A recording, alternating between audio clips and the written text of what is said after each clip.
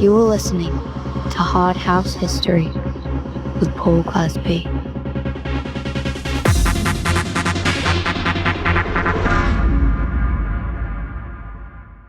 Sam Townend, welcome to Hardhouse History. Thank you. How are you doing, Glaz? You all right, mate? Yeah, good. You're sounding very professional in that studio there. I know. I've pulled out all the stops. I've kicked the professional podcasters out. I said I've got to be here. I've got to make it look good. I can't just be in my bedroom in my pants and my dressing gown. Got to make the I'm in effort, my so pants. yeah, from the waist down. So I got the biggest light in Hardhouse history just to get my bald head fucking shining off it. So I apologise in advance if anybody's got any dazzled by it. We'll edit it. Don't worry. Yeah. Thank you. one of the. He says no, we won't. Yeah. Moonhead.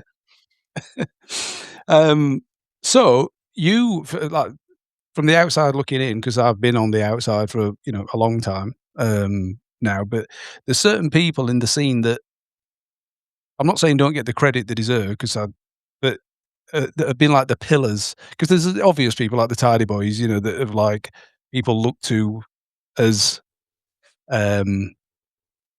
people that have moved the scene forward. Yeah. But there's, I think, Ben Stevens, yourself, someone else I had in mind, but I forgot who it is now. But anyway, people like that have just been there, just for the love of the scene. And the scene wouldn't be what it is if you guys weren't doing what you're doing. Well, is that a fair assumption? Yeah, I mean, first of all, mate, I appreciate you saying that. That means a lot. This literally Hardhouse has been my life. I've had a full journey through it, from being a wide-eyed clubber, stood on a dance floor, watching people like yourself DJ, thinking, fucking hell, I'd love to. He's good. Yeah. Fucking hell, he's good. He can mix. No, being, thinking that, but also, just kind of, just that I want to be there, but also not just wanting to be an artist, wanting to just do everything I can within the scene. And I think that kind of sums up what you've just said there.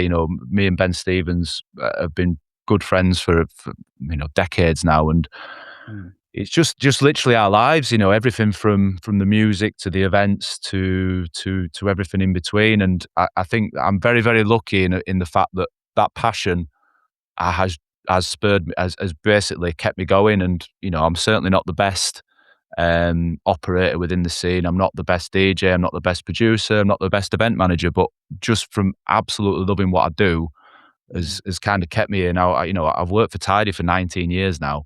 Wow. Which is a long, long time, and it's that's a full career. Done some amazing stuff over that period of time. But even before that, in the early 2000s, I was putting events on, releasing records, DJing at clubs, just being a clubber, making up people who were actually attending the events. So sometimes I wish that I'd been there back in the day doing what I do now, when Hardhouse, the Hardhouse boom, because I would have loved to have been a part of it there, when it was all new and fresh and like the music was popping and there was a big vibrant scene. But then I also count myself lucky because I've seen everything from all angles. And whilst I'll use the Tidy Boys as an example, whilst they're figureheads of the scene, like you quite rightly said, but they've never experienced it from the clubbing point of view. They've never really been a part of it from that level. So I'm lucky that I've seen it from all the different angles. And first and foremost, I'm a fan. I'm a fan of the music. I absolutely love it. It's literally, you cut me in half and there's a 145 BPM counter somewhere. I'm like that. Mine's 152. Yeah. It fluctuates, mine, from 145 to like 132. So I've got a bit of a range, but it's yeah. Mine's just on 152. It doesn't move. Right. Yeah. That's what you're getting. I booked you for a warm-up set, Glaz. You're getting it. Fuck off. So actually, it's funny you said that. There's I'm not sure if I can say it. Remind me at the end. There's something I'm going to tell you about. All right. Okay. Yeah. I think you're exactly right. I've never even thought about the likes of the Tidy Boys. I mean, I guess Ammo probably, but I don't know. Would he be? Was he a clubber? I guess he was always a DJ, wasn't he? Like from the 80s through to. He's always, he was never going out clubbing like you would have, or even I would have. Not to Hardhouse. He No, certainly did clubbing, with, like, the high energy stuff, and, yeah, he went to trade and whatnot, but he was still yeah, working in the music yeah, industry at that point, and he yeah. was there for a reason, to represent Tidy and try and get his foot in the door to push records. So although he was there as a clubber, it was still connected to what he was doing. I was a clubber So, with so they used to send Ammo down to trade with his Yeah, yeah, beard and yeah. his shirt off just to Yeah, try and yeah. get the tracks played. There's a reason for that, infiltrating. So, yeah, but yeah, I mean, it's a mad journey, isn't it, mate? And what a mad scene. It certainly had its up points and its down points, and Yeah. I'm lucky enough to have. I'm just lucky, mate. I'm lucky that I'm still here now. 19 years on with Tidy, and just still. Wake up every morning feeling. God, this sounds cliche, me saying it, but feeling blessed to do what I do. Oh, I'm so blessed. Thank. Not like that, but No, but it's that it's thing. If you enjoy what you do, then you never work a day in your life. That's like mate, the thing, isn't it? And that's what 100%. I've always tried to, um, like I'd never really feel like I've had a job. I've had things that I've done to make money, but Yeah, they've not been a job. Like where I've got to be at a certain place. Like the last job I had, I was 19, and I walked yeah, out of yeah, that because I was clubbing too much. Like yeah, yeah, I, yeah. I Been was there, like, mate. so yeah, I know exactly what you mean. Yeah, Yeah, it's but weird. Like, go on, mate. so how old were you, or what year was it when you got into the hard housing? Would that have been in the early 2000s? Yeah, well, I remember. I remember how I remember being at school, and I used to listen to Marky G and M Zone tapes a lot, and Right. So obviously how old are you now? So I'm 44 now. Right. So I were at school, round about. I left in 1998, Yeah. which was literally around the period of, that harder music just starting to it was about to go mainstream, basically. Tracks like, DJ Quicksilver, Bellissima, all that kind of thing were just starting to get through into the charts, but obviously that was like the beginnings of trance and Hardhouse kind of becoming mainstream. Mm. 2000 for me was really the year that it went boom, Yeah. thanks to the likes of the Euphoria albums, and whatnot. But yeah, it was just the music that everybody was into at the time. And I remember listening to Marky G and M Zone tapes, because the lads who I used to knock around with, there were some older uh, people in that group, and they used to go to the raves like Bowlers and Sanctuary and all that kind of stuff. So they were into hardcore, which I thought were all right at the time. But then I remember they played a Marky G and M Zone tape, which was hard trance, basically. Mm. They were playing all like the German hard trance, and that was like 145 to 155, and that really resonated with me. I was like, oh, I like this. This is pretty cool. For some reason, I'd always wanted when careers people at school were saying, "What do you want to be?" And all my mates were like, "I want to be a plumber. I want to be a mechanic." And I had no idea, and I just thought, "I want to be a DJ." I'd been to a few school discos, for want of a better word, and we actually used to have our school discos at the After Dark in Morley, which was home to the infamous Orbit. They had Ah. like, so it was a nightclub that had, just for those who don't know, it was a nightclub in the middle of a little working class town in Yorkshire, and really unassuming, middle of a residential area, but they had one of the best world renowned techno nights on in the world. It was like they had Carl Cox there, Sven Vath, you name a big techno artist in the throughout the 90s, and they played at that club. We used So to it's have a our bit like school. the techno version of Colville, like Yeah, Emporium, yeah, but the yeah. Colville. Yeah, Yeah, yeah. yeah, 100%. So we used to have our school discos there on like Thursday night. So randomly Oh, enough. Carl So Cox was playing. yeah, yeah, yeah. I wish. So I mean, it was a different time. They'd never Yeah. do that kind of thing now. So I think from me being in that environment and seeing in a proper nightclub and seeing a DJ there. I mean, the DJ was playing, real cheesy stuff because he was playing to school kids, but it kind of spurred something inside me. So anyway, I'd said I wanted to be a DJ. I'd managed to blag my mum and dad into buying me a pair of decks, and I'd gone to HMV and I'd bought some records, and I didn't really know what I was getting, but I'd stumbled been unbeknowingly, and I don't know if this was a weird coincidence, but the first record I ever bought was Hyperlogic Only Me on Tidy Ah. Trax, and this was before I even knew anything about the scene, who Mm. Tidy were, anything. It literally just I liked the cover. I thought, "Oh, that must be a good tune 'cause it's got good artwork." bought it along with a load of other stuff. I think Untidy DJ Spunky Groove was one of the tracks. And then yeah, just started messing around with that. And then from that point onwards, I just started getting more sucked into it. And then obviously around about 1998, when I left school, I was 16, but we were just starting to go out clubbing, and Hardhouse was getting played at a couple of the mainstream clubs that we were going to in Leeds, mainly Club Europa. I don't know if you remember it, where Sundissential started off in Leeds. Yep. They used to have a regular Friday and Saturday night on there. Now we were all like shirt and shoes lads, Ben Sherman shirts, Rockports on, cream jeans, because we were chavs basically. And then, but we'd go in there, and obviously underage, but we'd managed to get in because we all looked a little bit older. And because you look 45 and you were 20. Yeah, basically full beard.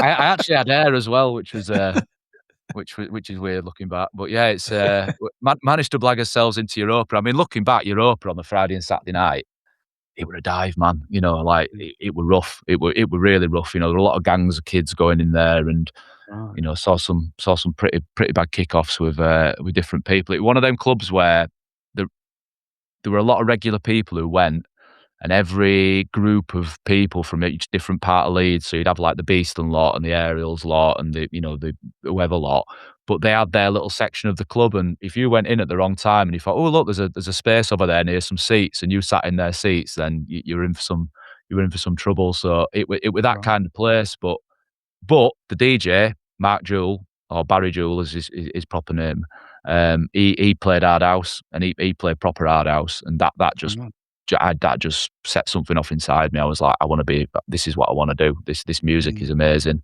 And it was an introduction into the scene. And from there, you just start, becoming aware of meeting people, mainly, talking to people. And then you become aware of other venues. You're like, what? There's other clubs we can go to. There's stuff in Sheffield. There's stuff in Colville. You just start knocking around with people, don't you? And it just kind of snowballs from there. So yeah, it's got some very fond memories, and I'm very, very lucky that I was around at a time when Hardhouse was kind of like just starting to break, and there was just anthems being released every single week. Every time I'd go into a record shop, there'd just be like, what's the Trauma Higher? What's this? Travel Bulgarian. Jesus Christ, Signum, what you got for me? It just seemed to be. Literally, just really not a tidy catalogue. You're such a diehard tidy. I know. They were the first ones that came to mind, because I think they were the ones that I did like other stuff. I'm sure. So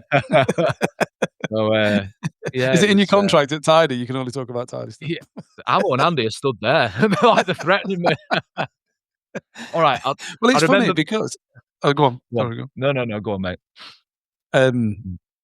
I forgot what I was going to say. Go on, you go. I was just going to say, I do remember the first time that I'd ever heard in Europa. I ever heard Justin Bourne drop the dime. It was one of them moments where I'd never really I'd heard Hoovers before, obviously, but I'd never really heard a Hoover track like that. And it just that little fill, like wow, wow, wow. I'm like, what the hell is this? And I would running up to the DJ booth, and I'm looking over, and it was around about a time when DJs were quite protective about what they played. If you had a white label that nobody else would have, you'd kind of keep it back for, you don't want to share your tracks, because your tracks were your identity as a DJ. So, but luckily I got on with the fella who was playing it, Mark Jewell, and he showed me, and I was like, my God, what is this? And then that opened my eyes up to the harder end of Hardhouse, Cacti and the Justin Bourne stuff. So it's weird how one track can completely change your direction or your perception of a music scene. And I've never been massively into the real hard stuff, but I certainly appreciate it when you hear a good track like that. I mean, it just blows your socks clean off, doesn't it? It's a bit of a game changer. It's funny, like, because what you were saying earlier about like when things took off in 2000, and that's what I said. But when Andy and Amo came on together, like the first time they came on. And Amo was saying, no, the boom, I think he said it was like 97 or something. And I'm like, I just can't see how in 97 there would have been that many gigs happening. Like, I think he was basing it on Tidy's record sales, I think he said. But yeah, I don't know. Maybe I wasn't sort of in the scene enough to realise, but I certainly think 2000 is when it went bananas. I mean, It certainly was for me, and I think it Yeah. certainly was from a, a commercial point of view. I think there was certain obviously Hardhouse events before 2000, but yeah, I remember, 2000 going into record shops and literally just walls full of Hardhouse, flyers Mm, for events, left, right, and centre. I mean, mm, at one point in Leeds, there was like I think there was about 7 Hardhouse nights running, like, almost weekly. You'd yeah. go out on a Wednesday, there was bass at Space on a Wednesday, and Mm, then you'd go to Fat or, Bartholomew on a Thursday. Friday, there'd be something else on, probably down at Housewives' Choice, and then you've got, Parley-Vous and Housewives again on a Saturday. mm, Thrown into that, you've got Housework at Mission, that was on the Friday, sorry, and then on a Sunday, there's some sort of after hours. You've got Glasshouse also playing Hardhouse, and then there's yeah. stuff on a Sunday afternoon, and, you're literally going going out on a Wednesday Yeah. and not getting home till Monday morning. It's, Yeah, yeah. but and they were all busy, don't get me Yeah. wrong, it wasn't like every week they rammed, but there was certainly I don't have any memory of turning up to one of those events in the peak and it being, like, dead. I Yeah. remember it being, there were people there all the time. I mean, it was a different time of clubbing, people were out generally a lot more, but, Yeah. to be a part of that scene and, just bouncing around from club to club and Mm, getting to know the people who it's strange when you think back, such a diverse range of people used to come out clubbing, like mm. all different ages, some absolute crazy weirdos who, I still think to this day, what did you do during the day or what did you do week to week? What was your job? Because you were that odd on a weekend. Like you're almost like the only place that you can exist is in this club because I can't imagine you in real life, but that's what kind of made I it. remember playing a gig. I'm sure it was a midweek gig. It was like a Thursday night in like Halifax or somewhere like that. And it was like in the early days because Scott was still driving me around, and we were Yeah, the DJ box was like real high up. We were like looking down onto the dance floor, and right. it wasn't that big. I mean, there might have been 200 people there or something, but the there was this kid in the middle of the dance floor, kind of on his own, and but he had like I don't know if he had a tie on, but he had a like shirt and trousers, and anyway, the dancing that he was doing, like me and Scott were like watching him, and I'm playing, like whatever I'm playing.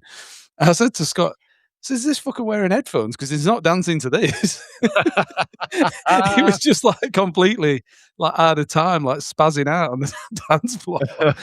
Yeah, so yeah, you That's see what some I mean. sights. That's what I mean. You used to get people from all walks of life. I mean, now with the hard house scene, it is having a bit of a resurgence, but it is the people who are really into the music, and you can kind of like they're all from a similar ilk, a similar part of life. They're all kind Yeah. of like you can relate to them all in some Mm, capacity. Whereas back in the day, there was some real diverse range of characters is all I can put it at, but that's what made it fun and exciting, and, yeah, yeah, it really was that escapism, that kind of, like, hedonistic escapism that, from the mundane of Monday to Friday and, again, not to sound cliche, but you did live for the weekend, it was yeah, literally, "I'm doing my job just so I can go out clubbing, there's no other clubbing is life," that's what the people who made up the hard house scene back then. There were obviously the casual people like your fella who were dancing in a tie out of time, who just kinda would stumble upon a club and you'd be yeah. playing hard house and they'd be like, how do I find myself here?" But the people who were out regular week on week, Mm, they were the people who really did live for the weekend, and it was amazing to be a part of. I remember, I remember half remember it. I remember some of it very, very fondly, and then there's a yeah, lot of it I don't remember, and people tell me stories sometimes, I'm like, "I have no recollection of that happening," and I don't know if it's definitely me getting older, but also obviously, partying a lot back then, and, it was hedonistic times, but I wouldn't change it for the world, mate. yeah. It was good to be a part of. Well, when you said earlier about you kinda sometimes you wish you'd been around a bit earlier, but I had Mm, that same feeling. I had Rachel Orban on, earlier this mm, week, and I've right, not spoken to Rachel in 25 years, you know? I yeah, didn't really know her that well even back in the day. I met her a couple of yeah, times, um, and she could remember meeting me. I was like amazed. She like, remembered exactly where it was, and I'm like, "Oh, shit, yeah, that we were there, yeah." But she's talking about how she got into DJing, um and she's the names that she's reeling off, like, they were all just friends in a club yeah, listening to this music that they were kinda sort of you know, people were like cobbling together because there wasn't a scene, you know, so they were playing these Yeah. different types of music that they were all into. But she's like talking about Sister Bliss, but she's referring to her Right. by a real name, you know, like, oh, I was out with such I can't remember what she said her name is, but you know, she became Sister Bliss and um I can't remember some of the other names, but she was just talking like Baby Doc, you know, "Oh, yeah, yeah, Quinn, what a lovely guy, you know, we used to go I gave him a lift home once," and all this, and it's like these Wow. people that we look at as like these, Yeah, yeah, you know, like such influential people in the scene, but they were yeah. just all mates out, and they all became something, you know, Wow. it's Oh, I'd have loved to and have then been a I part of think I wish I'd been, you know, but then yeah. if you were there, then now you'd be well into your 50s, and you'd be like, "I wish I was 10 years younger." Well, this is it, and you know what, mate? I do, very valid point. I mean, that would have been amazing to have been around at just that start where everything, you know, everything's just bubbling and, you know, what is this music? New synths are getting developed and, you know, it's all just kind of, you know, it's growing organically. To be a part of that would have been amazing. But then I look at some of the other DJs who have, you know, become, you know, started to get the foot into the hard house scene today, and I think, God, they must be jealous of what we did. Yeah, of course. And, you know, so it is a matter of it's all just timing. It's all just timing, and, you know, I do I'm glad to have been a part of it from the clubber side, but God, it'd have been amazing to be working back then. Mm. It'd have been something else. It really would. You know, some of the stories that Amo and Andy tell me, and you know, just and as I'm sure you have as well. You know, being a DJ on the circuit at that point as well. I mean, I really found my footing with the DJing when I started at Tidy, for obvious reasons. You know, you've got the backing of the brand and the label, and that was like 2007, and you know, me and Dino started doing the Tidy DJs thing, and you know, don't get me wrong, we were I think we're doing like I think the most gigs we did in one weekend were like 7 or 8, and then we were doing like on average, you know, 2 or 3 every weekend for a good couple of years. So to have experienced it at that level, it was just starting to die off was the hard house scene around that time, but to have experienced it on that level just for a bit, I'm very, very thankful that I got to experience it because it was it was a heady time. So it must have been amazing for you guys back in the day, you know, just literally week in, week out, staying up till God knows what time. I mean, you know, it's I was where was I? I was doing something the other day and I was up at like 1, 2 in the morning. Oh, that's it. I was driving to the airport. Driving to the airport Right. the other day, and it was an early flight, so I had to get up at like 3 in the morning. And I'm driving there, and I'm in car. I'm like, I can't believe that I used to do this like every weekend and go to gigs or like get up and Yeah. like drive to Insomniacs or drive to and after that Subway City in Birmingham or some Yeah. other or Twist in London. You know, literally getting up at like 3 in the morning to drive down to London to play at Mhm. an after hours club at like 8 in the morning where everybody's been up Yeah. all night and then drive back. It's like it's Yeah. just a different world. It's just a completely different life. It's Yeah, yeah. crazy now. You know. It is, it is. But you and Dino were playing, like, earlier than that, though. Like, I remember you guys being around in the you know, like, in the 2004, 2005, or is my No, we memory all were mixed up? definitely. Oh, right, okay, yeah. Yeah. Yeah, we did. It was a bit of a random one with Dino because like we never set out to be a back to back duo, and we actually the first time we ever played You together shouldn't have back to called back. yourself Sam and Dino, that sort of fucked it up. I know. World's worst. We sound like kids' TV presenters. World's worst DJ name. Um, yeah, it was basically we got put together as a back to back at a Good Grief event. Right. I don't know if you remember the venue, Majestic in Leeds, big old like Oh, you know yeah. proper beer boy club, but Good Grief used to do events there on bank holiday Sundays, and Mm. Barry Almond used to, you know, very cleverly pick the couple of the local DJs in the city that he would be putting a Good Grief event on and put them together as a warm-up act in the main room, so it would kinda, like, Mhm. rally the local troops and, you know, almost use you as a local network, a ticket seller for the event, which, you know, it's Mm. still a tactic that a lot of promoters use today. And me and Dino were doing all right around the Leeds scene at that time. You know, I think we both had events on, and we were, you know, we were getting about. So Barry contacted us. He put us both on together as a back to back, and it just worked. You know, he's just with Dean. It's like effortless. You know, we just kind of we just flow together.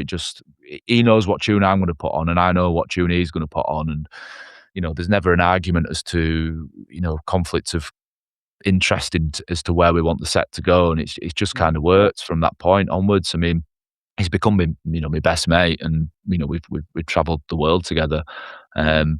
and I think from that back-to-back pairing, people liked it, which was Mm. good, and, we enjoyed it, so we started pushing it a little bit more, and then Madders, I think Barry I can't remember exactly how it worked out, but Sundissential North was still going around this time, and either Barry booked us as me and Dino back to back and put us on at a Good Grief Sundissential, or we somehow got in with Madders, and we got put on back to back at a Sundissential event, and God knows how, but we ended up getting in with Madders, and he started booking us. He made us Sundissential North residents for a period of time, and this was when it was at Evolution, which was just a fucking amazing club, mate. I remember watching you play there quite a few times. It was something else in there on a Sunday afternoon on the middle of a leisure complex in Leeds, and you've got 3,000 people absolutely off the nuts just dancing. I mean, I saw a video the other day online of an old Sundissential North, and obviously it was around a time when there wasn't a lot of video being taken, certainly before the time of mobile phones, and watching this video of everybody in there, and you can just feel the energy. It really is.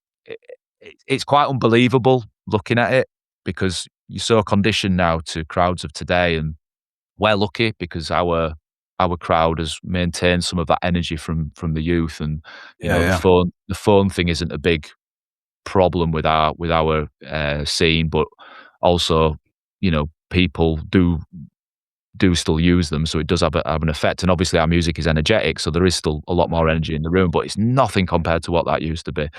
And yeah, I digressed a little bit there, but yeah, we started playing at the Sundissential, and that kind of gave us a bit of a leg up, to be honest with you. It kind of took us on onto another level of DJing, because obviously if you're playing at Sundissential, yeah. So we started playing down at Sundissential in Birmingham, and that opened us up to a few promoters down there. We started getting around a little bit more.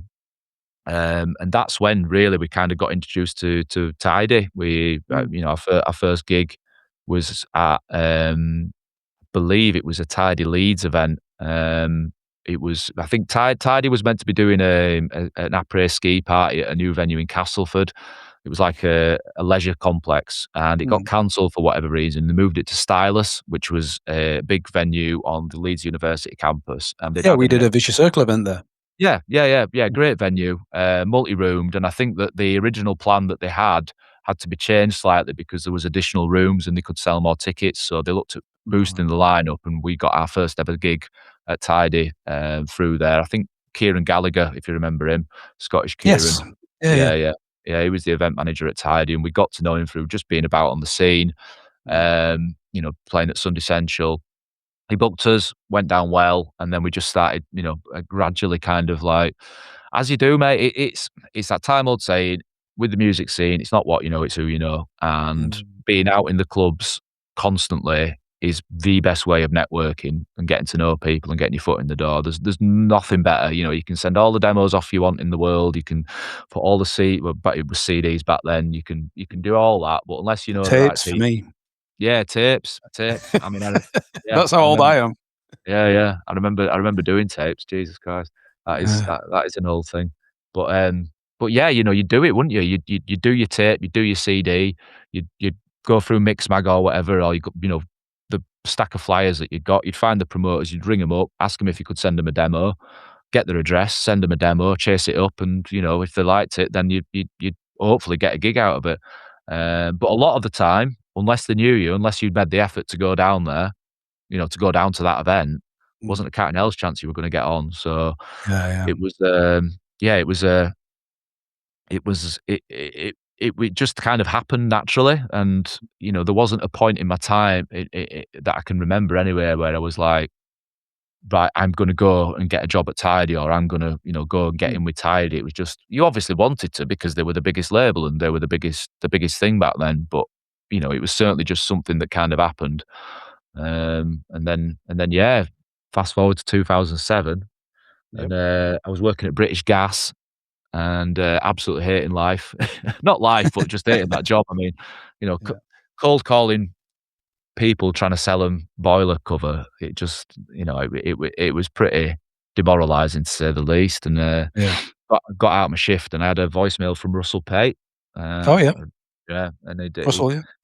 I'd met Russell a couple of times. Again, we'd started DJing for Tidy a little bit more, me and Dino. We'd done a couple of gigs at Weekenders by this point, and we kind of like got our foot in the door, so to speak, as like potential prospect to start moving up the ranks. And then for some reason, when Lee Aslam had handed his notice in, they needed a label manager, and I think they wanted to inject a little bit of young blood. I was 25 at the time, 24 at the time actually when I got the call, and I think they wanted to inject a little bit of young blood, someone who was out on the scene, someone who could, kind of give it a little bit of a fresh perspective. Because this was 2007, so Hardhouse was still quite popular, but it was certainly starting to wane a little bit.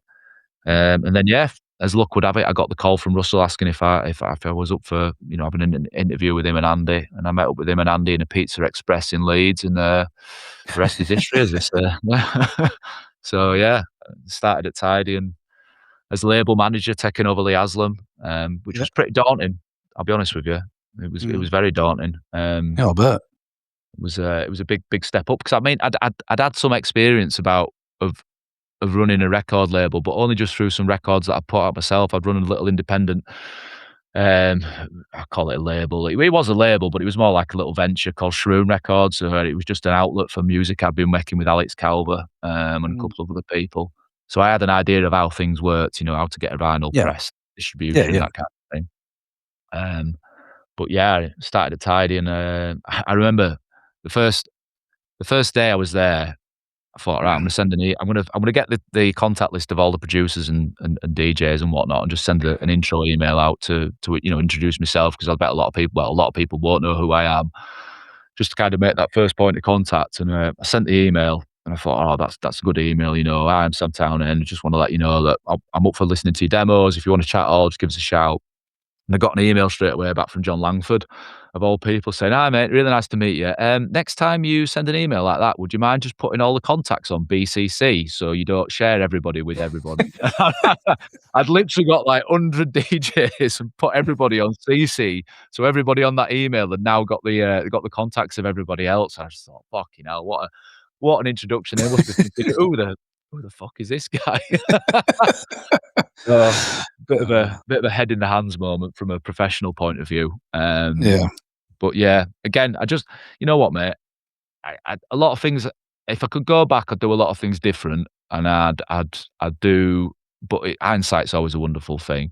But ultimately, the one thing that's got me through, as I said at the start of the interview, was passion, and it was just being enthusiastic, willing to learn, being accountable for a mistake, and just keeping your head down, and just trying to do what's for the best of the brand. Because I think one thing that I've always been an artist and I've always been a DJ, but one thing I've always done is I've always put Tidy first. And I think, going back to your earlier comment about me and Ben Stevens and being, I use the term pillar of the scene, but being there in the background, being industry people, and kind of like always there, is both me and Ben will always put the project or the label or the brand first above us. And I will always, either take myself off a lineup. I've never used it as a self-promotional tool. Obviously, there's been advantages of working at Tidy, and it's taken me around the world, and you get yourself on some good lineups. But I will always be the last name that I put on a lineup, and there will always be a reason for me being there. And there are certainly some gigs that we've done at Tidy that I've wanted to be a part of, but it just hasn't made sense for me to be on it, so I've stepped back away from it. And I think that's had a detrimental effect on my career as an artist, but it's certainly helped what I've done from an industry perspective, and I'm proud of doing that. And it's certainly led me to still being here 19 years on, because a lot of people in this industry can get egotistical, and unfortunately, being an artist, you have got to be that way. You've got to look after number one. You've got to make the right decisions for you, from everything from a promotional point of view to, what's going to further your career. It's dog eat dog. Everybody's vying for those top spots and those top slots, and unless you've got yourself at heart, it's going to be a very, very hard road for you. And by putting the brand first, it's lengthened my career working for that, but it's certainly held me back in certain areas. And I also think as well, working for a brand as notorious or as well known as Tidy, you are labelled with a certain tag. Then it's not like I will always be Sam who works at Tidy, so it does hold you back from certain certain areas because of the relationship or the connection there. Does that make sense? It's I think so, yeah. yeah, it kind of yeah. It can be a strange one, really, actually, working in the background as well as doing the artist thing at points. But there'll be people that used to be top billing on flyers back in 2005, 2006 that are probably selling boiler cover for British Gas now. Well, you know what? This is very true. No, this is very true. I've And you're still in the scene, so yeah. I mean, the thing it's is all with anything like that, you can have the there's not many people that have been at the top for 20 years. no, Do you know what I mean? no, Like Carl Cox, for example, like he's been massive for ages and he will until he yeah, decides to stop. yeah, But then, like when I retired, like I knew that there'd be a point where I'd be struggling to get, 1 gig a month and people would be like, "Oh, will you do this gig for 200 quid or whatever," and I'm like, I don't, that's, so I got out on my terms because, yeah. and my passion had gone anyway by that stage. I mean, that was part of it as well. But I knew that you couldn't keep that going. It just wasn't going to be sustainable. But you've managed to carve out a career, and you've been there, through it all. I've left and come back, and you're still there. So good on you. Yeah, no, thank you, mate. I mean, it has been hard. I mean, obviously joining Tidy around the time that I did, there were a good probably up to about 2010. There were like 3 years where there was still a lot going on. We still had the weekenders going. There was, we had vinyl distribution in HMV until they went bust. But it was really at the back end of it all. It was just starting to fizzle out a little bit.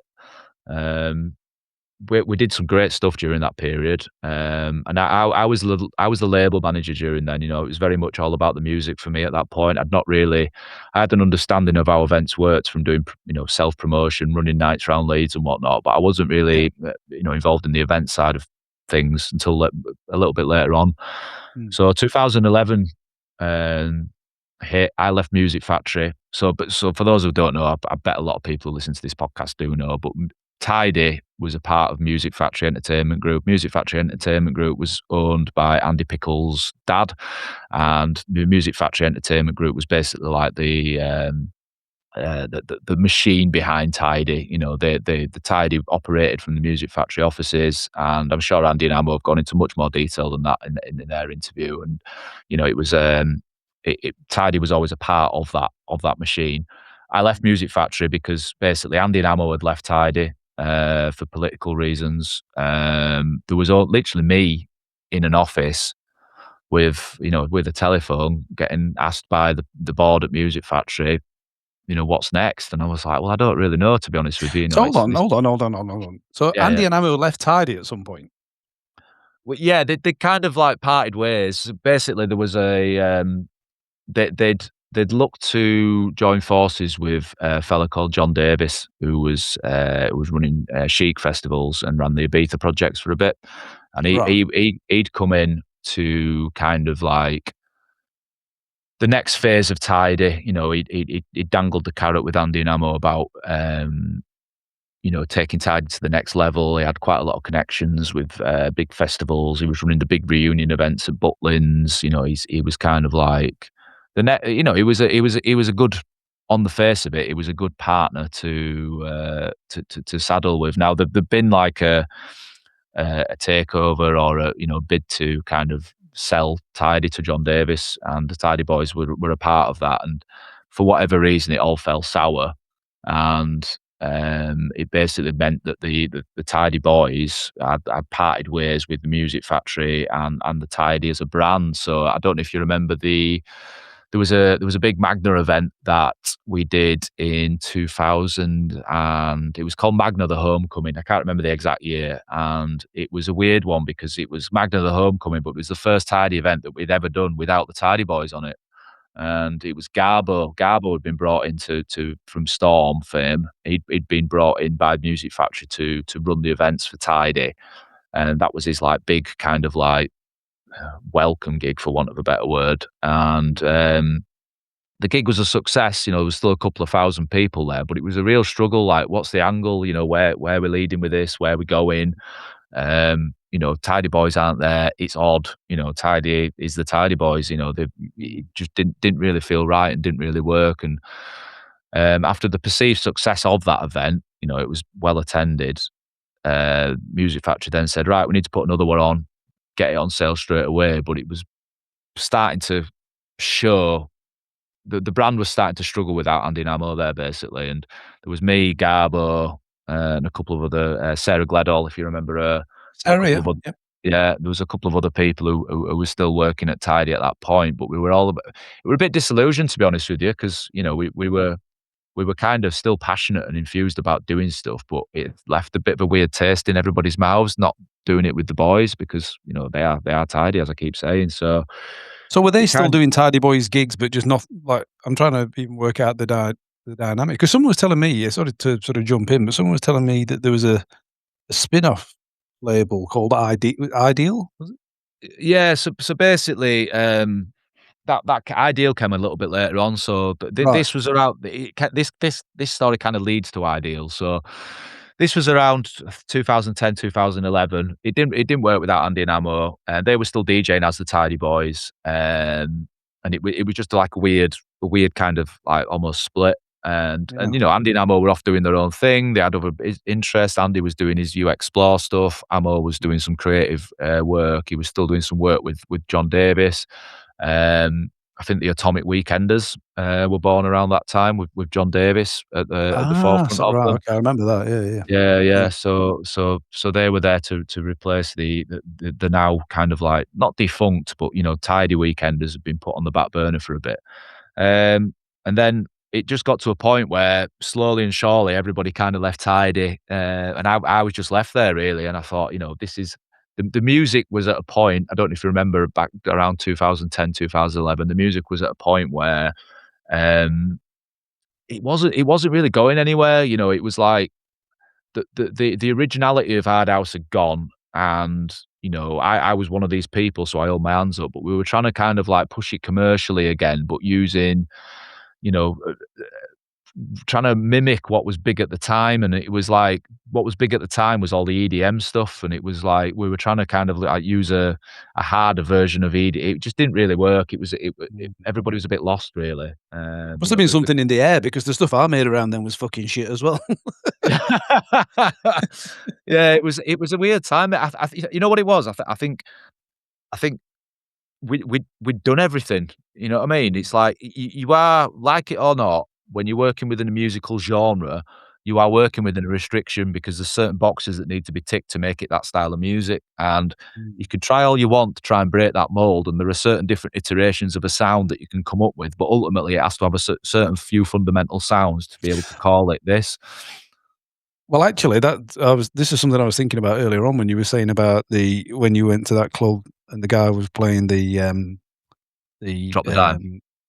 no, before that, the guy that was playing like the 145 to 155 Ah, right. trance. Yeah, yeah, yeah, yeah, Yeah. yeah, And you'd been listening to hardcore before, yeah, and then you heard that and you're like, you like latched onto it. Because I was thinking, if I played Matt, for example, if I played Matt, the hardcore, the the stuff that that guy was playing, yeah, the stuff I play, and the stuff you play, he yeah, wouldn't know the difference between any of them. yeah, yeah, It just sounds like hard music. yeah, But there's something about some people, me and you included, that when you hear that, whatever that combination is of kick, bass, percussion, and, you know, whatever the elements are, that once we hear it, you can't shake it, can you? Whereas some yeah, people would hear hard house and go, "Oh, I'm not into that." But yeah. it's like infectious to some people, and I wonder what it is. It's That crazy, isn't it? it's just this weird combination. Like I said, you look at hardstyle, for example. Yeah, Like, I mean, I always thought hardstyle was dog shit, but same. to the untrained ear, it's the same as hard house to someone who doesn't know. But the Yeah, interesting thing is this new wave of hard house, like the harder sound that a lot of yeah, these younger ones are playing, to me is like, okay, well, someone's just made hardstyle, but good. yeah, because the kick and bass combination is more hard house, but the structure is hardstyle. Like it's Yeah. bang, bang, bang, bang, bang, drop into a little break, some big, in this case now it's like an acid line comes in, and then boom, 10 seconds later you're off again. Yeah. So it's like the structure of hardstyle, but someone's now applied the hard house combination to it. That's what Yeah, yeah, that's what yeah. it feels like to me. But it's just it's such an interesting thing that the people that like or that latch onto hard house fucking love it. Yeah, yeah. But It's then some so people weird. it can like, I wonder what it is. It's so weird because, like, I like all different types of music, but it's weird, like you say, how hard house specifically has grabbed me. I don't know if it's to do with the BPM of it.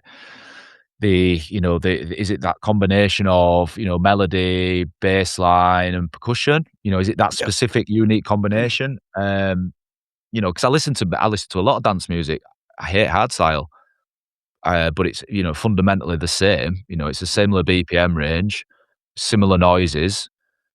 Like funky house music. Yeah, I'll call it funky house, but like funky house from back in the day that was like, your really early kind of like Roger Sanchez stuff and the Eric Murillo. I like it, but I don't love it.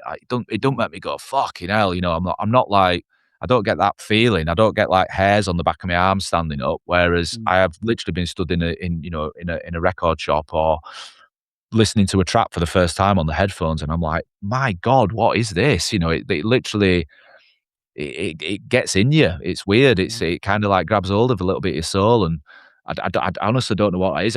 If I could bottle that magic up Mm. and then sell it and be a rich man, but it's a very unique thing. It is a very unique thing, and I couldn't tell you what that is, and it's weird with the new style of hard house that you said, because it is around that 2010 or 2011 period, which we were just talking about. We'd gone stale because the stuff that made hard house magic in the first place had been rinsed to death, and we were all a bit bored of it. Now, fast forward to today, and the stuff that made hard house good in the first place, we haven't heard it for that long. It's almost novelty and fresh to hear it again, and that's why it's having a bit, in my opinion anyway, this is why it's having a bit of a resurgence with us, Well, that with would that. answer the question. Yeah. So, because like I've come back and started making stuff, and the stuff I'm making Yeah. is no different from what I was making in Yeah. 2005, and people are Yeah, loving yeah. it. So, Yeah, yeah. uh, Yeah, yeah. It's been away for that long, and we've kind of, done other stuff. You've not been into it as much. There's been, mm, break away from from the musical direction and style, and now it's mm, come back to that kind of like the essence of what you were making back then, and everybody's reconnected with it because, there's a lot of people who are coming back out clubbing now who haven't been out clubbing for ages. yeah. And then, there's a lot of people that re-engaging, reconnected with the music, who haven't listened to it in ages, and then all of a sudden they're like, "Oh my God, this is great. I haven't heard it for ages." Mm, And there'll be a peak, there'll be a trough. It always happens, it's that great musical cycle everyone talks about. And we're very, very lucky to be getting a second bite of the apple, really. I mean, it's yeah. it's not booming like what it was in the early 2000s, but it's certainly the scene is the best it's been for, since that 2000 period, in my opinion, Mm, at the moment, in terms of original music output, good original music output, number of events going on, attendance at events, mm, general interest. I mean, there was a period, I have done literally everything I can physically possible to push Hard House back into that mainstream area. And when I say mainstream, I don't mean, push it down a commercial route with cheesy vocals. I mean, I have done that at points, but I mean, like, get it back under people's noses and kind of like get it in front of people that would be able to make a difference and elevate it, the awareness of the music genre. Now, there was a period of time not so long ago when, we'd be sending out emails and promos and trying to get people down to events and bookings, and everybody would be like, "Oh, it's not really for us." And, you'd be trying to book a bigger artist who is basically playing hard house, but they're not, they're not associated with hard house. mm, And they're like, "Oh, Tidy ain't really for us," and blah de blah. Now, we're getting people contacting us. We're getting the bigger artists and the more current artists sending us demos. We get requests from the booking agents to come and play at our events. We get tagged online every other day with another big DJ playing. I mean, I saw, Armin van Buuren playing Question Mark the Birds the other day at Ascot right. in Holland. I mean, that just goes to show how accepted and acceptable hard house has become again. And You know, it's from me, you know, literally getting. You know, I always used to joke. Hardhouse was like the AIDS of dance music. Nobody wanted it, and it's Yeah, well, like, it was such a yeah, weird yeah, thing, wasn't it? Yeah, yeah, like, yeah. I could never quite understand why it was I think it kind of, like, you know, banded us all together a little bit. Yeah, yeah, certainly the people who were left doing it kinda, you know, it made that, well, if you don't like it, piss off type thing. Yeah. Um, but it was certainly, there was a good 10-year period where it was very hard to do anything, and, you know, record sales were poor, and, Mm. you know, streams were down and everything else, and now you look at it and, you know, it is a lot of it is to do with a new generation of kids coming in and getting into it, Mm. which, you know, mate, anybody who can enjoy hard house, I'm all for it, but it is weird. It's a bit of a weird dynamic at the moment because you have got two separate scenes. You've got, you know, Mm. the old school, what us guys do, Mm. and then you get the new school, which is the kids, and that's like your Hannah Langs and your Kyle Starkeys and people like that. Now there is a bit of crossover, but they do their own thing. They have got their own DJ circuit. There's only a couple of people who, to my knowledge anyway, who's managed to cross over, BK being one of them. DK, You know, yeah. Mm. he's managed to, you know, straddle that line between being legacy artist, but then still connecting with the younger crowd, and fair Yeah. play to him for doing that. But you know, it very much, it's weird because they play all our music, they play all the releases that we've done and do, but yet, Mm. you know, the willingness to kind of like get fully involved or immerse or accept all the old guard is a little bit, you know, we still, from a label point of view, you know, it's still a bit of still a bit of a feather in the cap for them to have a release on Tidy, and we do a lot of work with a lot of the younger, I call them kids, but, you know, the younger generation. You know, they love the Tidy label and they see it as legacy, but then from a booking point of view, because all the old school artists aren't hot on social media, the bookers and the promoters are just like, nah, it's not going to work for us, because to Mm. them it's all about booking artists with social media presence. It's probably the number one reason you get booked these days, and, you know, Mm. I spent a lot of time trying to, you know, kind of get position myself to a point where I felt I could really push on that scene with the music I was doing. But then it got to a point where social media just became such a big part of what you had to do, and that it's just not me. I've got to be true to myself, and, you know, Mm. I see some of the stuff that some of the artists are having to do these days on to get gigs and to keep relevant, and it's just fucking cringy, man. It's like Yeah. you can tell they're not naturals at doing it. There's some people who are very good at social media. Don't get me wrong; comes naturally to them. They're naturally a presenter. They're naturally able to, you know, put themselves across in a way that seems good and presents them well properly. But then there's some other artists who you can tell the management are like, mate, you need to get your social media following up, you know, post a day, make sure you're doing piece to cameras, you know, Mm. have you thought about doing a silly dance in your studio to your new tune? And Mm. it's just, yeah, to me, it's not what it's about. And I've had Mm. to consciously take a step back from pursuing a career as an artist, because one, I'm getting older, and, you know, nobody wants to see, you know, an older DJ trying to Oi, pretend they're oi, oi, young. oi, steady, steady. Yeah, yeah, yeah. But you know what I mean, though, guys. Like you're what I'd call a legacy artist, where you will always, although you're retired for a period of time, you will always have a standing and a stature in the scene, and be able to operate because of the legacy that once was. And Mm. I think that there will always be a place for an artist like that. And, you know, don't get me wrong, I'm not saying that I'm hanging my headphones up, because I do still genuinely enjoy having a gig every now and again, but actively trying to push yourself into we'll call it the other hard house scene, like the younger generation, when it doesn't come naturally to you as someone in the 40s. It's like, ah, Yeah, man, yeah. you've got to know when to stop that, because it's Yeah, exactly, yeah. it's not the one, in my opinion. And, you know, if somebody wants to go out and do that, absolutely fair to them. You do what you want. You know, if you feel that you can do it, that's fair. I'm not throwing shade on it. But for me personally, I just had to go for, oh, man, I don't really want to juggle eggs and do kick-ups. Like, I'm going to do 100 kick-ups, and if I do 100 kick-ups, I'm going to give you a new snippet of my new track. And just come on, man. It's Wanker. like, yeah, like, seriously. I thought, I saw there's a big house DJ, or bassline DJ called Danny Bond, and he's similar age to me, and we know each other through the lead scene. And he'd got in with Patrick Topping, and he was doing loads of stuff on Trick, and he put a big post up, and it really hit home with me. And one of the lines in his post was, he was basically saying how he was taking a step back from doing everything for the reasons I've just said, and he said, if I'm doing something on camera where I think the lads in the lads chat group would take the piss out of me, I've got to take a step back from that. And I think that's a really good mantra to live by. If your mates are going to laugh at it in a non-humorous way, they're going to go, "What the fuck's this idiot doing?" Then you've got to question that, haven't you? You know what I mean? It's not the one. So yeah, I don't know how we ended up talking about that, but well, so let's circle back. So Tidy Boys left Tidy Trax, which is news to me, but then I do remember there was Atomic Weekender. So that's while they weren't at Tidy. Is that right? Yeah. That's what whilst they were working with John Davis, and then you left Music Factory. Yes. Now you're all back together again. So how did that all sort of come back around? Yeah. So basically, I'd left Music Factory. I was still mates with Andy and Ammo.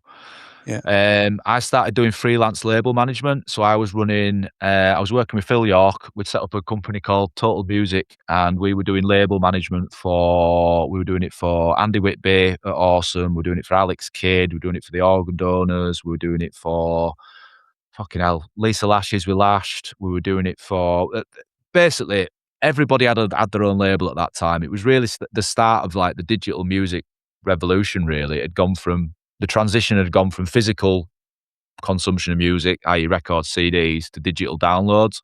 And that had enabled everybody to have their own brand and label. So sites like Track It Down, Toolbox Digital, obviously Beatport were just starting to really, really take a hold. So we because of the skills and the position that I'd had with Tidy, I'd obviously got to know everybody, and I was the label manager at that point. So I'd left Tidy, I'd started up the freelance label management stuff, and through that, I'd started talking to Andy and Ammo, and they had an idea about starting up their own brand, which was called Ideal. Ammo wanted to, have a musical output that he could just start releasing music on again. I said, right, let's do it. Let's set it up. Got that set up, and then we started working together again. Now, Ideal started to got going, really, got some momentum, and off the back of it, Andy and Ammo being Andy and Ammo, they started like thinking about how else they could grow the brand. Events seemed the next relevant step to do. So I started getting involved in helping them run the events for Ideal. I think we did something at the Institute in Birmingham, and a couple of other bits. And then the Ideal thing really kind of like started taking up all my time almost. So it was, my memory is a little bit hazy around that time, but if it serves correctly, the other label stuff I kind of got bored with, got bored of like just putting out music that I wasn't really into, again, working with labels that I didn't have passion for. It can be quite a stressful and intense job, this, and it really isn't 9 to 5, it's just 24/7. You up at 10 o'clock at night still doing stuff, and you really have got to love what you do. So working with brands and artists that I didn't completely align with, I wasn't really feeling it. Whereas with Andy and Ammo, I just felt there was a real good dynamic of working there. I was almost like the doer in the background who got stuff done. Ammo and Andy were very much the front men and the ideas guys, and they would open up the doors and position where the brand was going to go, but it was me kind of in the background who was making stuff happen and getting stuff done. And then, so yeah, I kind of ditched all the other freelance label stuff, focused solely on Ideal.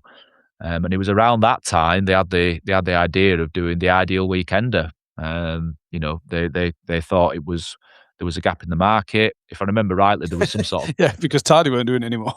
well, exactly. Yeah, Tidy wasn't doing it anymore. There was still a scene there. I do believe that there was a poll that was put out on Facebook at the time that said who'd be up for another weekend. It was a bit of a flippant comment, and it got mad engagement. Thousands of likes and shares, and we were all kind of like, "All right, there might be something here." So we put it on. We got in contact with Pontins. Got some of the old team back together who were responsible for doing the Tidy Weekenders back in the day, And we kind of jumped in feet first and put the Ideal Weekender on Ideal Weekender number one. What year is this? Is this like 2015 or something? Or This was like 2012, 2013, I think. No, 2013, I think, mate. I think it was right, so just after 2013. right, so I'd gone. That's like Yeah. the year after I'd gone. Yeah. Yeah, yeah. So the scene wasn't in a healthy place around this time. There were people like yourself retiring. There was still a scene. Don't get me wrong. There was very much a So what you're scene saying there. is, when I retired, Hardhouse fell apart. Is that what you're saying? That's what I was kind of getting around. It's the only reason I'm sat here today. I just wanted to let you know you fucked Hardhouse, mate. You left us. You left us, lad. I'm back. I'm back. Yeah. No wonder it's popular again. Fucking hell. All making sense now. So yeah, we put the Ideal Weekend one on, and that really was a baptism of fire for me because I was very much in an event management role. So you Although were I like the wasn't Russell Pate of that event. well, I wasn't at the time, and Andy was the head of event, but I was very much Right. like the event manager number one. And although Andy was the head of event on paper, I was still kind of like, running around like a blue ass fly. Now I'd Yeah. had some experience about working weekenders from working at Tidy. So when I started in 2007, there were still two Tidy weekenders a year, and I was still an event manager at those events because no matter what position you held at Tidy, you still worked at the weekenders and you still worked at the big events. So although I wasn't classed as an event manager, I'd still kind of cut my teeth and knew how things worked and kind of had a gist of what was going on. So we kind of banded together, did Ideal Weekender number one, lost a footload of money. Um, we were a bit naive in certain areas, and there were certain budgets that just got out of hand, really, and it just kind of it just kind of ran away with itself, just through naivety of not understanding how an event of that size can works. Really, the funny beasts are events on that scale. You've really got to be tight with certain elements, and Yeah. just because it was the first time that we put it on without the backing of a larger company behind us, it kind of ran away with itself. So we put it on, lost a load of money, found ourselves in a position where, right, we're going to have to probably do another one to help plug the hole. It was a success. The event was well received. People wanted another one. And it was around that time that the relationship between Andy and Amo and the Music Factory had started to thaw a little bit, and there was conversation going on again, and there was talk of maybe doing something with the Tidy brand, because the Tidy brand, after I'd left, had basically been put in hiatus. It was just kind of sat there dormant. There wasn't anything Okay. happening with it. I can't remember exactly the circumstance how this happened, but the next event that we did, we ended up doing it as an Ideal Tidy Weekender. So we actually got the two brands back together. So it was the new brand by Andy and Amo, Ideal, because we didn't want to let that go because we'd done a lot of work. There'd been obviously a weekender put on. People wanted another one, but we thought, right, how can we get more numbers? Because ultimately the reason that you'd lose money at an event is lack of ticket sales. You Yeah. do your initial P&L for an event, a profit and loss sheet, and everything's based around projections, but your costs, and you think you can sell that amount of tickets to make some money. And we basically didn't sell enough tickets, and some of the budgets went a little bit too far north. So we thought, right, we know there's something here. It's been received well. Let's put another one on.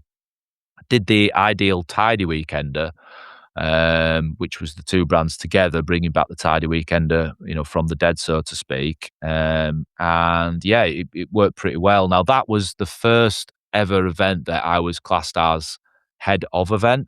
So I was like you just mentioned there, I was like the Russell Pate. So, everything all the decisions from a logistical point of view and a management point of view came to me. Andy was still there very much, supporting, but he was more focused on, being an artist and the host of the event. Yeah. And yeah, that was a proud moment for me because, with the Weekender specifically, I'd come from literally going to Tidy Weekender 2 as a wide-eyed clubber, thinking, what the fucking hell is this? This is mental, like a little council estate on crack that's just it is though, because I mean, for anybody who's not been to a Pontins, you've got like this little council estate-esque setup of chalets that are quite run down. It's quite grey and bleak, but it's just thriving with activity and people partying and tunes blaring. We've got there's literally a Paul Glazby track getting played in every chalet. We have a running joke where me and Irish Dave, who's been my he's worked at all the events with me, one of the Tidy event managers. Some people will know him. We have a running joke that unless you're lying in your bed at 5 in the morning trying to get to sleep and you can't hear Paul Glazby kick it running through a wall, you're not at a Tidy weekender. So it's just a thing that's in chalet parties, and that buzz are such a big part of the weekender. So I for the once first, sorry, go go on, on. mate. No, No, no, no, go on. you. I No, once you. did a chalet tour. I don't know if you remember that. I remember. Yeah, So I did the I chalet tour, and we were walking from one of the chalets to the other. I came around the corner, and there's a human triangle. yeah. Like a so I got on the top. I wish I got the photo. If anyone's ever watching this Yeah. that's got that photo, I'm like, "Fuck this." I climbed up, and I'm on the top of this thing. So there must have been, I don't know, 8 or 10 people at the bottom, and then, yeah, I managed to get on the top Quite a of it. But that's the dangerous, type of yeah. quite a dangerous, activity Dangerous for when you them. I think was a about fat fucker at yeah. the time. Yeah, I mean, just going down there for the first time and being a part of that, and it's the sense of community at a weekender because you're all Yeah. there on a confined space for a number of days, and you're all there for the same reason. And now, for me, the big arenas, the partying on a night is a huge part of it. But what really makes the weekender is the community aspect that's during the day, and you're there in the chalets with all your mates, experiencing stuff like what you've just said. It's just mayhem. And for me to go from attending those events, firstly as a clubber, up to maybe 2005, 2006, oh no, 2005, then getting to DJ at them, and then starting to work as an event manager at them, and then to actually running them, being the head of event, where I'm literally pulling everything together from, the marketing to the logistics, the production, dealing with, liaising with security, the medics, the council, pontins, it was a very proud moment for me. And I just remember when the gates opened on that ideal Tidy weekend, I was like, fuck, this is mental. How's this happened? This is this Nah. is this is a this is a crazy, one of those moments in life where you just kind of like, what? How the hell has this come to far? But it went well. It went well, and I bet that you're was also thinking, I better not do as many E's this time well, yeah, there is that. You've certainly got to rein it in. It's a very, I tell you what, it's a very different experience running when you're those events. sober. Yeah, yeah, to going down as a clubber and participating in the activities, shall we say? It's like, it's definitely you see it from a different angle, but I think it's helped me. I understand those events intrinsically. I know them from every aspect of them Mm. because I've seen it from all the different angles, and I've been there, and Yeah. I know what makes them work from a clubbing point of view. I'm not just an event manager who's coming and going, "Oh, you don't wanna do it like that, you don't wanna," this isn't the way we do things. It's like, I understand what people enjoy at those events because 'cause I've been there and enjoying it myself. So Yeah. I think that's definitely helped me sustain and also deliver those events. To self-admittedly a very high standard. I'm proud of what we've done with the weekenders, and from that ideal Tidy weekender, we've obviously done many more under, mainly under the Tidy banner. But I've also gone and worked at other weekender events for other dance music brands because of that. Right. And we've had the feedback we've had, literally from Park Dean, from Pontins, from the other people we've worked with, is Tidy weekenders were the gold standard of weekender events, and they Pontins actually changed their event operation manual to mimic what we did and how we delivered it, because Oh, they were that taken aback by the level of organisation and how it all worked. And that makes me very, very proud that I've been able to continue that legacy and basically you know look after an event that meant so much to me and so many other people, and keep that spirit alive and keep the legacy alive. And you mm, know, jumping forward a little bit, we find ourselves in a position where we're not able to deliver the weekenders in the UK because of just venue availability, which does make me sad because there's such a landmark event. But to well, what I was gonna say, I mean, this oh, sorry, go on. I keep cutting you no, no, off. no, go on. No, no, I'm no, usually you go, quite good mate. at this, but No, no, you go, mate, you go. no, so this conversation's gone in a not a completely different, direction than what I thought, but there's a lot of stuff we've covered. There's a lot of stuff we still need to cover. I think what I Yeah. wanna do is get you on again, Yeah, yeah. for a part 2 because, me and Matt are recording one of his podcasts tonight. So what I'm gonna say is the because the Fiesta weekend is Next not week. far away. Next week. Right, okay. Yeah, Right. yeah, yeah. Well, by the time this comes out, what I want you to do is let me know what's coming up at the Fiesta weekend, and then by the time this Yeah. episode comes out, we'll see if you got it right or not. Right, okay. So what Well, can people expect at the Fiesta weekend? so a bit of context. The Fiesta Weekender. So basically, we fast forward from that kind of 2014, 2015 period.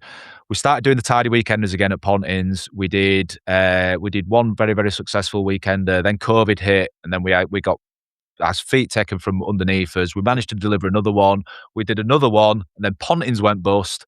And then we managed to get our foot in the door at a holiday camp company called Part Dean. Now, Part Dean are like the in-between point between Pontins and Butlins. High class accommodation, but not on as a grander scale as Butlins. Butlins, you need 4,000 or 5,000 people there. It's huge. You're talking like a multi-million-pound event. We did one event at Part Dean, probably one of the best weekenders that we've ever done. Everybody loved it. Accommodation brilliant, site brilliant. Everybody like, when can we go back? The staff at Part Dean were like, yeah, brilliant. And then we got told that Part Dean saw the event as too high risk and they wanted to focus on their more family friendly stuff. So tribute acts, 90s weekenders, stuff like that. So we basically found ourselves in a position where we didn't have a venue, and it's very unfortunate. We'd finally got to a point where, the event had actually, wiped its face financially. We were kind of like, right, God, we've got a new venue, because everybody at Pontins, you go to a Pontins and I wouldn't go to a Pontins. You wouldn't go to a Pontins. They were shitholes, and like trying to get people there to stay for 3 days, 3 nights when you wouldn't stay there yourself. The accommodation was bad. It was very hard work, but Part Dean was a really, really nice level of accommodation. So anyway, we were all gutted that Part Dean had said no. We thought we'd found our new home. So we were scrabbling around trying to find a new venture that kind of encapsulated that community that I was talking about, where we could look at, bringing a large group of people together for a number of days.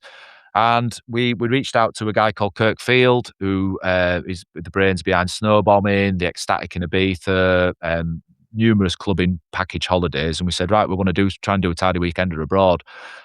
He came to us and said, right, I've got a lovely little resort called Lorette de Mar. It's had a load of investment done in it. They'd be up for taking you as a group. Clubs are wicked, blah, blah, blah. Fast forward, we've been out on some site visits. We've come up with the La Fiesta Weekender, which is what it's now called. It's basically Tidy in Spain. We've got 500 people coming out next week to Lorette, which I think is a very healthy amount of people for the first time that we've done it. It's basically from Thursday through to Monday, full program. It's basically like everything you do at a weekender, but hopefully in the sun, if the weather holds. In a foreign country, it's not a locked off holiday camp like traditional weekenders have been, but one of the beauties of Lorette that differ to places like Ibiza and Malta, everything's within walking distance and everything's quite close together. So your hotel with the clubs, with the bars, everything that we use is within 5 minutes walking distance. So you do still keep together. When we've done, me and you have done the Ecstatic Ibiza stuff and the Tidy Ibiza stuff back in the day, and you'd be getting a taxi from here to there, and you'd be having to go from there to there. And logistically, it can be quite hard to move around. So, what we liked about Lorette was the fact it's all pretty close together, and the clubs, although they were built probably back in the 80s, they've got or 90s, they've still got that big super club feel, but they've been kept really, really well. Like you go to a lot of clubs in the UK, and because the clubbing scene is on its arse, it kind of the clubs are a bit run down. Let's just say it how it is. The clubs are a bit run down. They're not looked after. Over there, fucking hell, it's like you could eat your dinner off at floor. It's mental, mate. Honestly, it's crazy. Like the cleaning teams out there are to be commended. So I'm really, really excited about this La Fiesta Weekender. It is a new venture for us. My main concern at the moment is the weather, because the weather's not looking too hot. So I'm kind of like, shit, we've kind of sold this as a package holiday in the sun. It's a clubbing holiday in, Lorette de Mar in Spain. Bring your Speedos, maybe not your Speedos, but bring your trunks and your sunglasses. And I'm looking at the weather app. I'm like, shit, it's looking like it might rain. So that's a big thing that's on my mind. The venues, I'm sure, are going to be great. We're using 4 different venues across the days. Got some daytime stuff. The hotels are decent, you know. One of the Better than hotels. Pontins. Well, yeah. I mean, I'll be honest with you. The fucking cleaning cupboard at this building where I'm sat here is better than Pontins.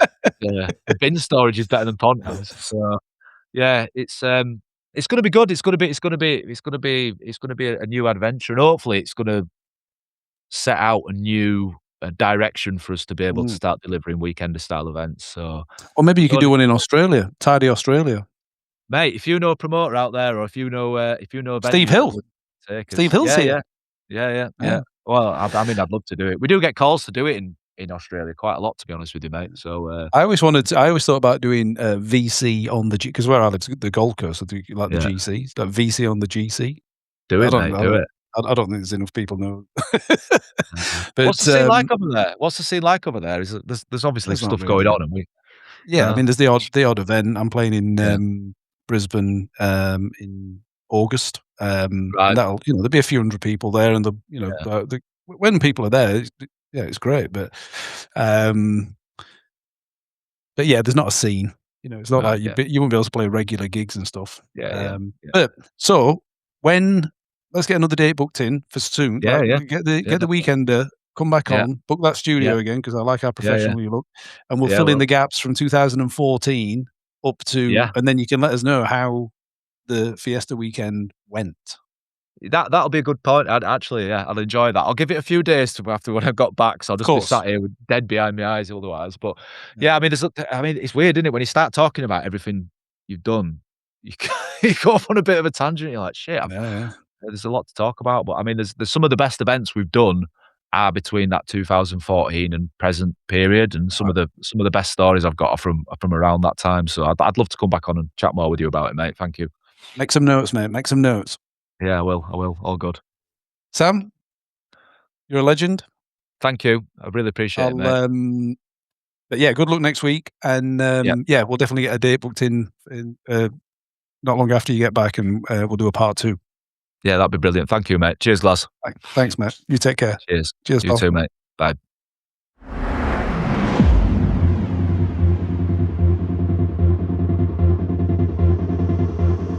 You were listening to Hardhouse History with Paul Glazby.